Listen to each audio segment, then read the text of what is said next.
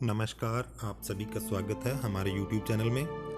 आज के इस वीडियो में मैं एक बड़े ही इंटरेस्टिंग टॉपिक पर बात करने जा रहा हूँ। देखिए, अक्सर मकान मालिक और किराएदार में कई बार झगड़ा हो जाता है।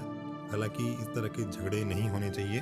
आपसी बातचीत में जो है सुलझा लेना चाहिए झगड़ा, अगर कुछ भी बात है मकान मालिक और किराएदार के बीच में। लेकिन फिर भी कई बार बिना बात के झगड़ा बढ़ जाता है और मकान मालिक या किराएदार को बिना वजह से तंग करने लग जाते हैं।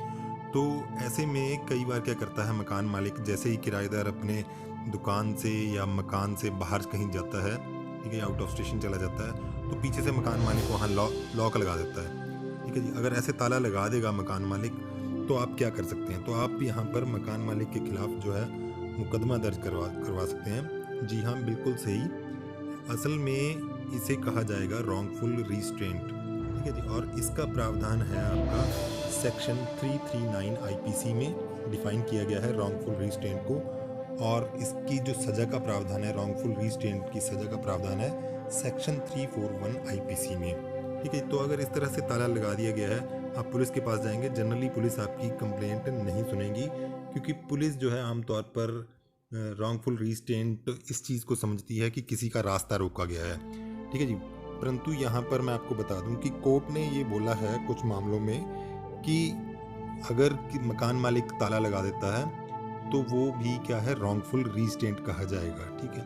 क्योंकि आपका रॉन्गफुल रिस्ट्रेंट में क्या है, इसके इंग्रेडिएंट्स मैं आपको बता देता हूँ। रॉन्गफुल रिस्ट्रेंट में इंग्रेडिएंट हैं जो डिफाइन किए गए हैं आईपीसी के सेक्शन 339 में, कि जो आरोपी व्यक्ति है उसने जो है आपके सामने कोई वादा उत्पन्न की है, और यह जो वादा है वो उसने अपनी इच्छा से स्वेच्छापूर्ण उत्पन्न की है।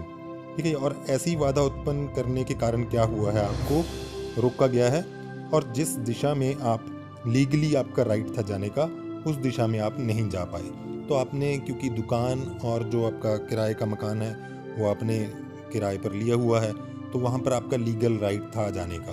और अब क्या है, मकान मालिक ने वहाँ पर ताला लगाकर आपको उस दिशा में जाने से रोक दिया है। तो ये स्पष्ट तौर पर जो है धारा 341 का अपराध बनता है। सेक्शन 341 आईपीसी में मकान मालिक के खिलाफ यहाँ पर एफआईआर दर्ज होनी चाहिए। और यहाँ पर मैं आपको बता दूँ, जो इंटरेस्टिंग बात है कि जो सज़ा का प्रावधान है, सज़ा बहुत कम है हालांकि इसमें सेक्शन 341 में, लेकिन ये है कि ये कॉग्निजेबल ऑफेंस है, यानी कि यहाँ पर पुलिस जो है आपकी तरफ से एफआईआर दर्ज करेगी।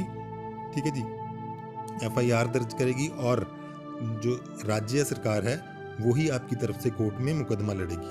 ठीक है। यहाँ पर ये देखिए, सजा का जो प्रावधान है वो सिर्फ 1 महीने तक की इम्प्रिजनमेंट है, या फिर फाइन भी हो सकता है केवल। ठीक है जी। जो कि 500 रुपये तक का हो सकता है, या फिर ये दोनों सजाएं हो सकती हैं। यहाँ पर एक और इम्पॉर्टेंट बात आपको ध्यान में रखनी है कि जब भी फिर आप ताला खुलवाने के लिए मकान मालिक से बात करेंगे, तब हो सकता है कि मकान मालिक आपके साथ गाली गलौज करे, ठीक है, या फिर आपको कुछ धमकियां दे। अब अगर गाली गलौज करेगा सिर्फ, तब यहाँ पर एक और अपराध कर देगा मकान मालिक, सेक्शन 504 आईपीसी का। वो वैसे नॉन कॉग्निजेबल अपराध है, उसमें अकेले में पुलिस मुकदमा दर्ज नहीं करेगी। लेकिन आप अगर अपनी शिकायत में ये दोनों चीज़ें लिखाएंगे कि आपके मकान पर ताला लगा दिया गया था मकान मालिक के द्वारा, या दुकान पर ताला लगा दिया गया था, और साथ में आपके साथ गाली गलौज भी की है, तो उस सेक्शन में है 2 साल तक की कैद की सजा।